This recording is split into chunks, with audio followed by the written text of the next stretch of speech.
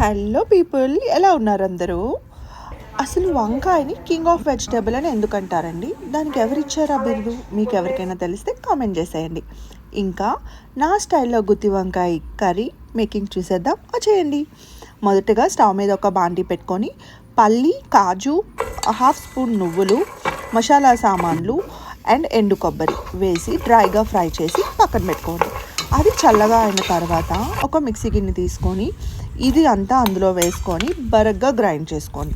అది గ్రైండ్ చేసుకున్న తర్వాత అందులో కారం, ఉప్పు అండ్ అల్లం వెల్లుల్లి వేసి మళ్ళీ గ్రైండ్ చేయండి. అది బాగా గ్రైండ్ అయిపోతుంది కదా, అప్పుడు కొన్ని ఆనియన్ పీసెస్, అంటే మనకు వంకాయ స్టఫ్కి తగినంత ఆనియన్ పీసెస్ తీసి పేస్ట్ లాగా చేసుకోవాలి. పేస్ట్ లాగా చేసుకున్న వాటిని మనం గుత్తి వంకాయ స్టైల్లో వంకాయని కట్ చేసుకొని ఈ పేస్ట్ అంతా అందులోని స్టఫ్ చేసుకోవాలి. స్టఫ్ చేసుకొని స్టవ్ మీద ఒక బాండీ పెట్టుకొని పోపులు, జీలకర్ర, ఎండుమిర్చి అండ్ కరివేపాకు వేసి కొంచెం వేగిన తర్వాత వంకాయలన్నీ అందులో ప్లేస్ చేసుకోండి. మిగిలిన పేస్ట్ ఉంటుంది కదా, మిగిలిన పేస్ట్ మొత్తం వంకాయల మీద వేసేసేయండి. మీకు గుత్తి వంకాయ డ్రైగా కావాలంటే ఇలాగ లో ఫ్లేమ్ పెట్టి దగ్గరికి బాగా ఫ్రై చేసుకుంటే గుత్తి వంకాయ లాగా వచ్చేస్తుంది, డ్రై ఫ్రై లాగా.